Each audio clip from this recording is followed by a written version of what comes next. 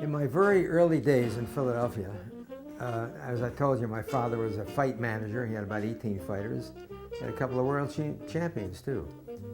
And I would always hang around the gyms with him, and I became like a mascot. I was only about 12, 13 years old. And the fighters kind of took to me. I was a nice looking kid. I was pretty well built at that time.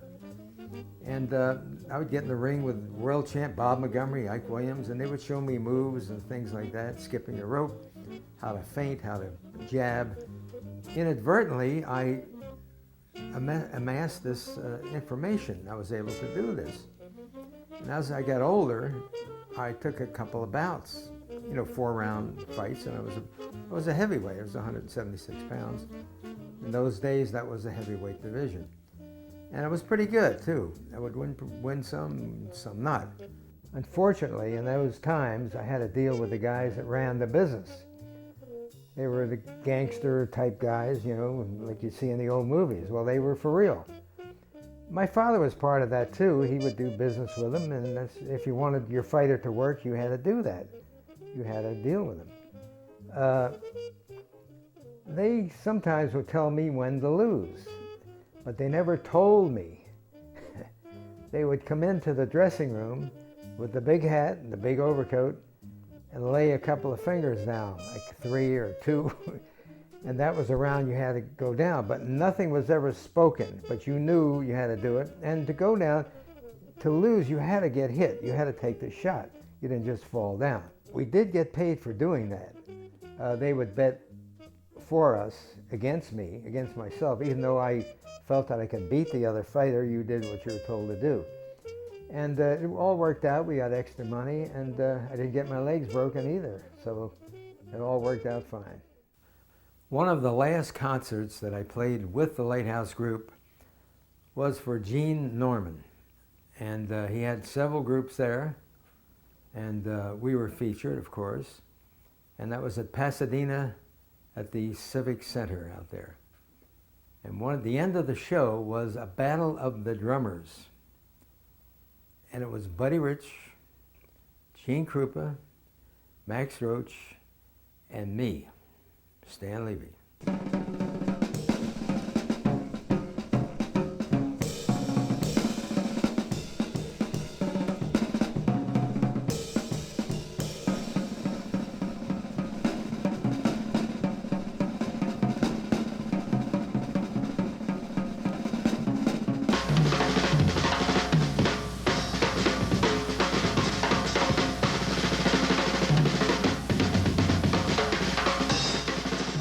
I must tell you, Gene Krupa, Max Roach, and Stan Levey all sounded like babies in diapers after Buddy Rich got through with us. It was a wipeout. He was the most tremendous, tremendous player. He was surreal. He wasn't real. It's just inhuman, the things that he did. And we all just listened, and we couldn't do much about it, but we applauded him. When I was with Stan Kenton, I was back in 1952, 53, 54. It was a very loud band, as you know. A good band, but very loud. And the Zildjian Company sent me all the cymbals that I needed. They were very generous. We used 22s and 24s, big cymbals. Unfortunately, I used to break them. That's how loud I was playing in the band. And we just go through them like maybe 6 or 8 a year. It was really, really enormously loud band. And when I left the band, the Zildjian Company was very happy that I went into quieter work. In the days of the years that I played, we used very minimal equipment.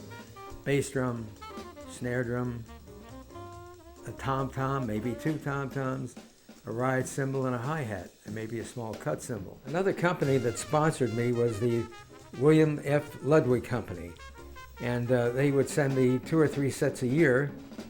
I had a 10 set contract with them, and they were very generous to me. Sticks, anything I needed. They just sent it right out to me on the road. And to me, they were the best drums. They had the best wood. The wood wasn't green. It was really mellowed and kiln dried. It was they got a very great sound. And I was very happy. I used Ludwig all through my career, and very happy that they did that for me. I worked with big bands and small bands. And the big bands are a little more difficult. You have to shepherd the ends of the band. In other words, you don't want to let things get away from you. You've got to keep everybody in line and moving forward with the beat. In the arrangements, you have open spots to fill, which you do, but you don't have the freedom that you have in a small band. In a small band, it's like flying because everybody has good time and you can be inventive and things just go right along with no problems. You know, there are a lot of drummers, like for example, in big bands, to me, Mel Lewis and Buddy Rich, with 2 different styles, are the 2 best big band drummers. Now, but I never would enjoy playing with them, either one of them, in a little band. It wasn't as much fun because Buddy Rich played Buddy Rich all the time, and Mel Lewis played Mel Lewis, where once again we talk about Stan again. Stan Levey played for you. I mean, he listened to you and once again gave you that time. That time was the most important thing. The thing with Stan, he could play with a big band, small group, and, you know, I subbed for Stan with the Stan Kenton band for about 3.5 weeks, almost a month. He became ill and he went back to Philadelphia for some situation, and I had subbed for him, and it's incredible. The man played just as well in 1948 than he did now. There's an album called Musicians, for Musicians Only, where he plays with Dizzy, Stan Getz, and I can't remember all the people. But that album is full of 45 minutes of fast tempos that forever. And Stan could do that. And Stan did that at the Lighthouse. And it was an object lesson for me just to watch his singular, his singular attitude about playing the drums. You could see it in his body, the way he played the drums. Erect, purposeful, one thing in mind. You could tell he was listening, but especially on those days when it was 2 to 2, 12 hours of music, he could sit up there and play that. He'd come off, wringing with sweat and everything, but it was a life lesson to me to see that kind of professionalism and how to play a job. After 5 years at the Lighthouse, I felt that it's time to move on to other things. I was doing a lot of record dates anyway, and films and things like that. And I was starting to play the mallets. I was learning, I had a good teacher, Emil Richards, and other people like that, very good teachers. And I was getting into all the studio work. And the Lighthouse, I had been there 5 years. I felt it was enough, had to go on, move on. I was also starting my photography business. It was getting pretty heavy.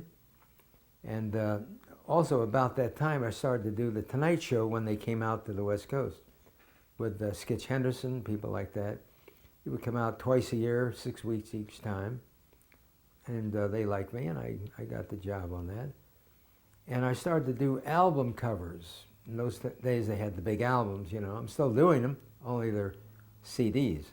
In the early 60s, even though I was doing a lot of photography at that time, I was working with Nelson Riddle and things like that, and record dates and everything. And my good friend Max Bennett, bass player, a very good bass player, said, Peggy Lee is looking for a drummer, and I have recommended you highly. Peggy Lee, again, looking at a lady who transcended color, style, but totally different. Peggy Lee was a very beautiful and soulful lady. And as far as I'm concerned, she had this sultry voice. And the magic in her voice made her recordings. I remember when we worked with Peggy Lee, I'll never forget that. We were at Basin Street East, and opening night was like amazing.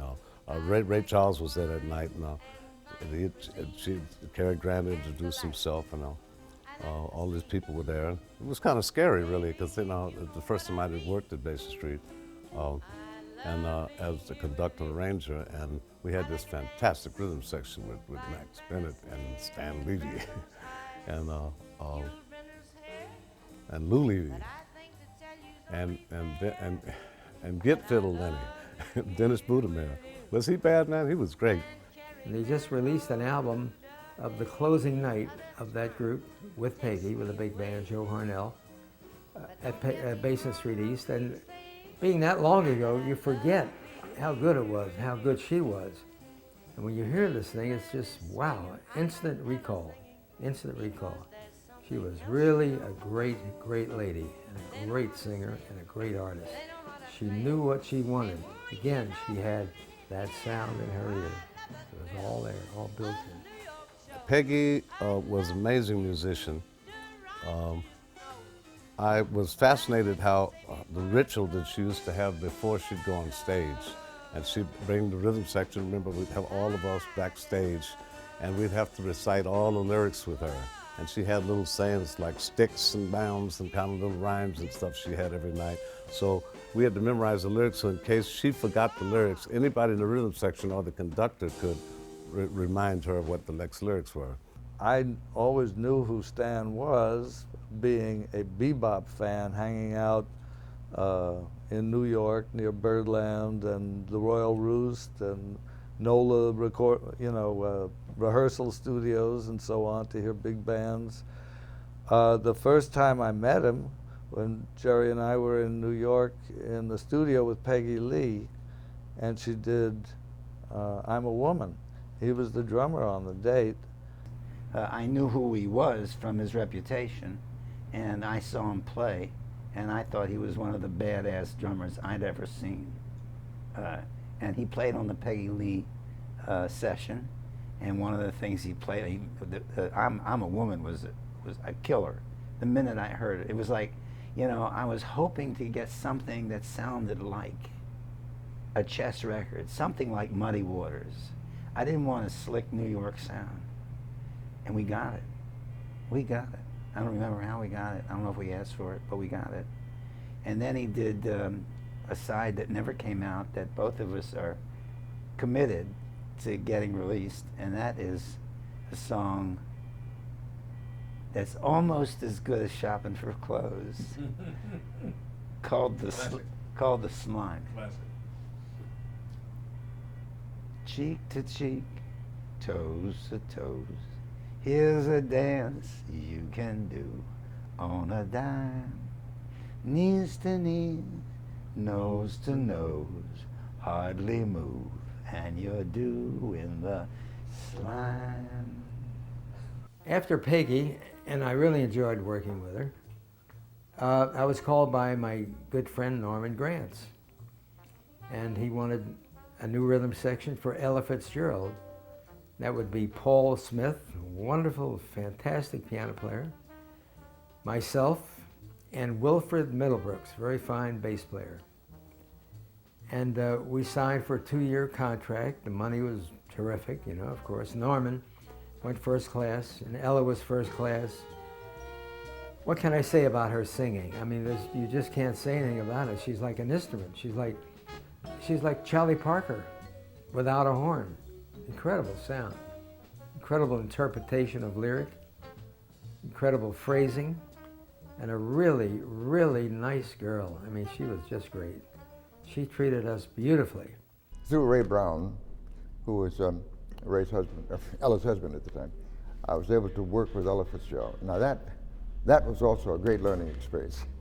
I learned how to accompany singers. She preferred the block chord style of accompanying, right, as opposed to the single line style of accompanying, which sometimes gets in the way of the performer. Actually, you're there to help, to support the solos, whether it be an instrumentalist or whether it be a vocalist, but you're there to support that person. So if you play too many contrary lines, different lines behind the solos, it's going to interfere with their line of train of thought. Whereas if you play block chords, it's like a band accompanying the singer or the solos. So she preferred that style. And I learned a lot about what not to do. In the early 60s, I was doing a lot of studio work with people like Jack Marshall, Jack Sheldon, Joe Mondragon, people like that. We did a lot of television shows. We did Run Buddy Run with Stan Levey and Jack Marshall and Frank Rosolino and Lou Levy, I think. All the Levy boys were there, and Joe Mondragon, and Howard Roberts too, I guess. We would also go up to San Francisco and play in a place called the Trident. And we had a following up there, and we just had a wonderful time, good camaraderie. And a guy by the name of Sol Sachs, a writer, who wrote a lot of the shows that we did on television, would come with us, and just a wonderful weekend. Jack Marshall's son is Frank Marshall, who's one of the biggest producers in this town, which is LA, Kennedy Marshall, and still a good friend. And we were like the uncles to him. And I see him quite often now. I come to all the premieres. He's got a lot of Academy Award nominee pictures, and a very, very big success. After all the Vegas shows and working with those people and everything, I was back in town doing studio work. And I worked with Henry Mancini, who was a sweetheart of a guy and a great composer.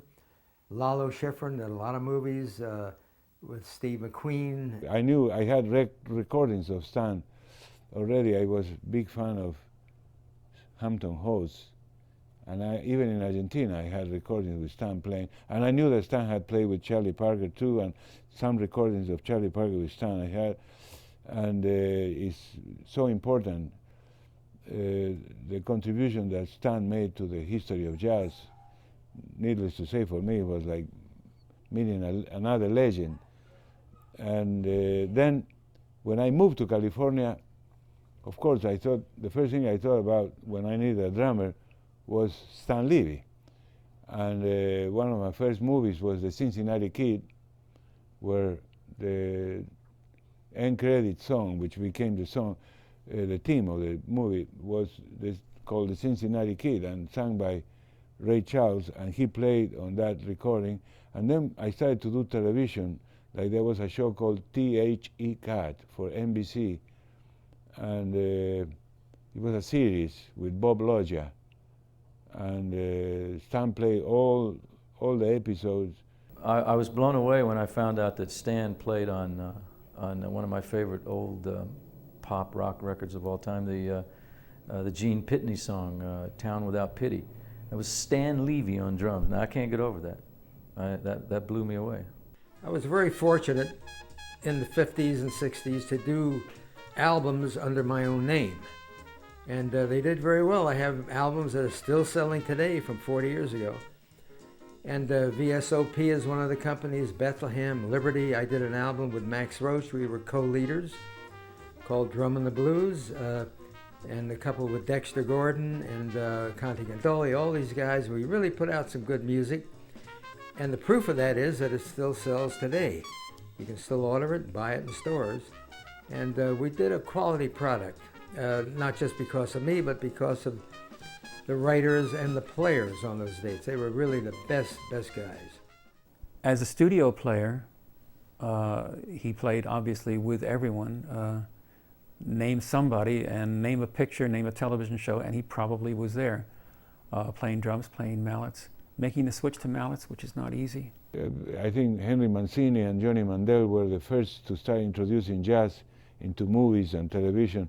So not too many people, not too many producers, not too many studios were keen in this kind of, but when they started to discover that there was a new sound, you know, then Stan played also my movie Bullet with Steve McQueen also. So everything I did in those days, Stan was my man, was my drummer. The last thing that I did in music was Rosemary's Baby with Dick Hazard. And I just kind of lost interest, you know, and things were changing. You know, the obvious differences in today and back then is that all the sessions were performance oriented, in that the musicians had to be, they were playing first of all in the room together, and they were, and nobody wanted to be the guy that made the mistake that had to stop the take and start all over again. So everybody was pretty much on their toes. And there was a a nice little fear factor going on, I think. You know, the red light comes on and you just, you know, you might sweat a little bit under the armpits. You know, you're ready to perform. And that's different today. Today, there's no real, you know, need to worry about whether you've messed up or not, because you can, everything can be fixed, everything can be edited. And that's kind of comforting in a way, but it takes away a certain amount of performance tension that I think is really important. That's a big part of difference in listening to records today as compared to records that were made back in the days when Stan was doing studio work. When he decided to give up the drums, because the jazz scene was so tragic in this town and in the world at that time, and he didn't want to bastardize the instrument and play gigs and things like that. He'd had it. So what does he do? He takes up the percussion family, which timpani, mallets, you know, vibraphones, marimba, all that stuff, all those bells and whistles, and goes down in this house, I suppose, and stays there for I don't know how many months or years, and masters that, because he doesn't want to play the drums anymore. Younger writers, younger producers, they wanted younger people in the studio, a younger look, and it just was time to move on. So I had my photography business going. It was going well, and I had to make a choice, and I did. It's even more crazy to me to think that he would just give up an incredible playing career like that, and to just give it up, just to go into another business. I found that really intriguing. I didn't know how he could do that. But then somebody told me that it might have been the advent of the drum machines and all the technology and stuff that was on the horizon. And so that may have been actually a real timely decision, a good, a well prophesied decision on his part to have quit right before everything changed. I think it was in the 70s or something. He was doing what everybody used to dream of doing, which was sessions in Hollywood. And he got totally pissed off with them because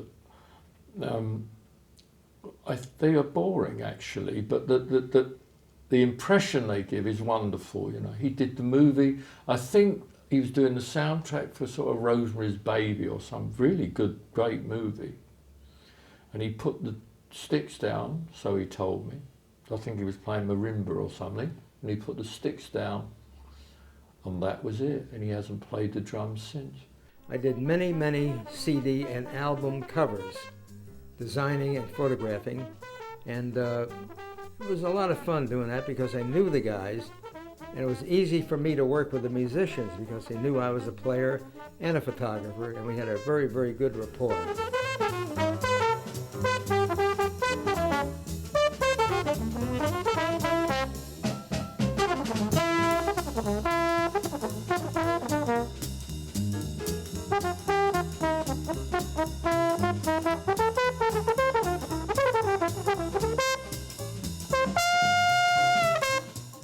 Some of the albums that I have, I didn't know he'd taken the cover. He played and took the picture of that they used on the cover of a very famous musician called Victor Feldman, who, being English, of my generation, were extremely proud of Victor Feldman because him and Phil Seaman were like the most wonderful drummers. But Victor also played piano and vibraphone and moved to Hollywood, which was unheard of for an Englishman to do, really, and make it. And Stan played on, along with the fantastic bass player called Scott LaFaro. He played on the first album that Victor was given, the trio. And he took the picture of, on the cover with the three of them in a boat.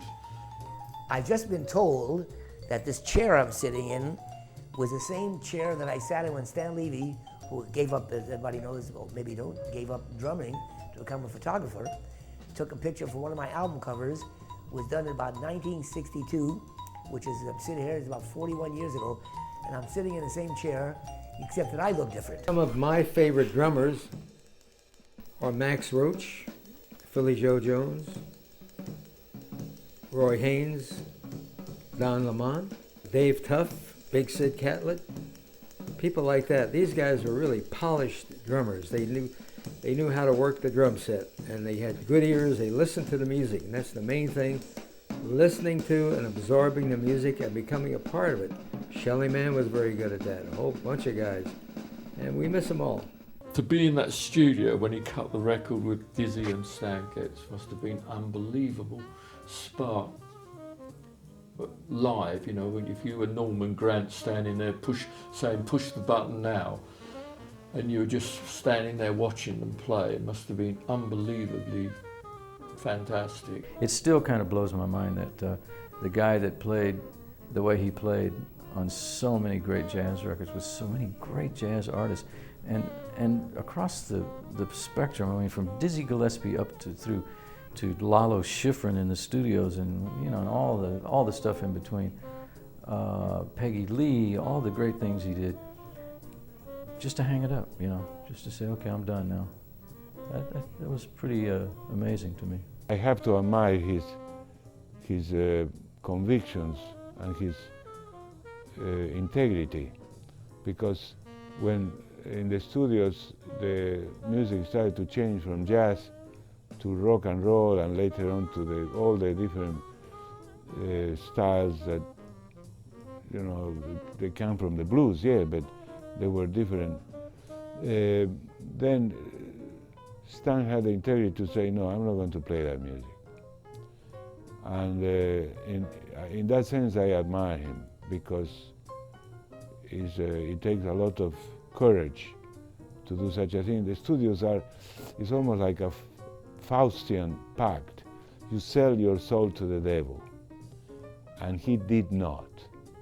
And for that, I applaud him, and I keep him in my memories and in my heart forever. As long as I live, he's going to be part of my life.